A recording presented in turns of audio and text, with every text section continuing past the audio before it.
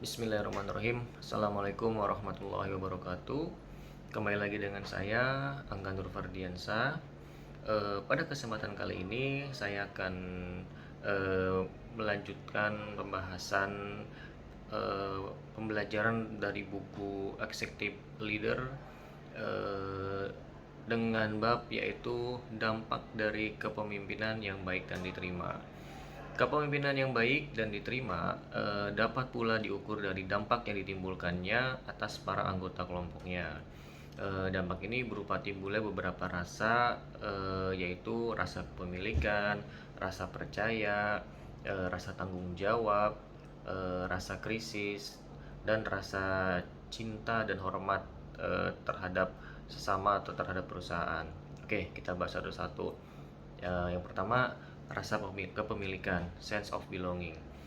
Apabila Anda memiliki sesuatu, pastilah Anda ingin mempertahankannya, mengembangkannya, dan bahkan membuatnya menjadi lebih baik lagi.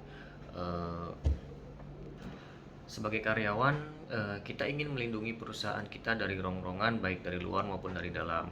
Rongrongan dari luar berupa aktivitas perusahaan pesaing, peraturan pemerintah, dan lain-lain. Sedangkan rongrongan dari dalam berupa tindakan penyimpangan yang dapat merugikan perusahaan. Kita juga ingin menjadi bagian dari sebuah tim yang kompak dan bersama-sama membangun serta mengembangkan perusahaan. Lalu rasa percaya, sense of trust. Sesungguhnya sebelum rasa memiliki ini dapat tumbuh di dalam hati seorang karyawan, maka dalam prosesnya terlebih dahulu harus memiliki rasa percaya. Karyawan percaya bahwa perusahaan ini adalah tempat mengembangkan karir yang terbaik untuk dirinya. Sebaliknya, manajemen perusahaan juga mempunyai rasa percaya bahwa karyawan tersebut adalah aset terbaiknya yang sudah dipilih melalui seleksi yang ketat dan merupakan orang yang tepat untuk pekerjaan yang ada. Perusahaan dengan karyawan adalah dua pihak yang saling membutuhkan dan mereka harus bisa bekerja sama eh, dan dapat menjalin dengan baik apabila ada rasa saling percaya. Kerjasama yang baik akan memberikan hasil yang lebih besar yang dinikmati bersama-sama. Akhirnya menimbulkan rasa memiliki dari setiap anggota tim dan perusahaan. Yang berikutnya itu rasa tanggung jawab, sense of responsibility. Setiap karyawan yang di dalam hatinya sudah tertanam rasa memiliki dan rasa percaya akan bersedia memberikan yang terbaik yang ada pada dirinya. Dalam menyelesaikan tugas dan pekerjaannya, dia akan berusaha semaksimal mungkin. Hal ini tentu saja terdorong oleh keinginan untuk ikut memelihara dan mengembangkan perusahaan. Inilah yang sesungguhnya merupakan tanggung jawab sebagai bagian yang aktif dalam organisasi. Lalu berikutnya rasa krisis, sense of crisis. Setiap perusahaan tumbuh di tengah persaingan dengan perusahaan lain. Dan setiap karyawan yang berdedikasi terhadap perkembangan perusahaan akan berusaha berpartisipasi dalam pertumbuhan perusahaan dengan cara meningkatkan produktivitas. Pada saat output sulit ditingkatkan karena persaingan yang ketat, maka salah satu cara meningkatkan produktivitas adalah dengan memperkecil input atau biaya.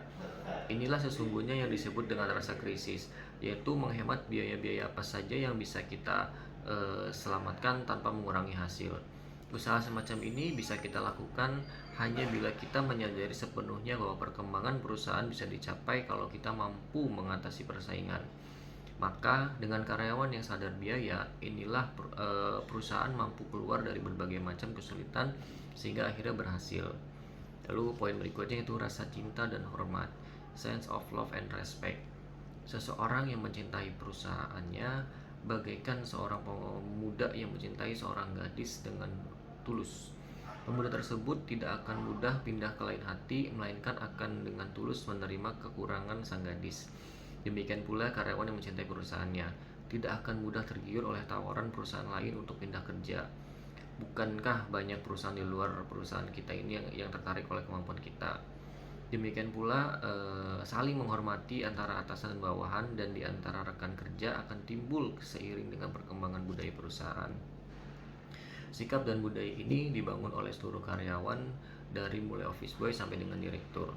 Kepemimpinan seseorang bisa diukur dari cara bagaimana dirinya sendiri dan orang lain. Dampak kepemimpinan yang baik akan mendorong timbulnya 5 rasa yang memiliki ciri-ciri loyalitas karyawan kepada perusahaan dan para pemimpinnya. Di samping itu, dengan kepemimpinan yang diterima, maka suasana kerja menjadi lebih tenang dan menjadi suasana yang mampu memacu kreativitas karyawannya.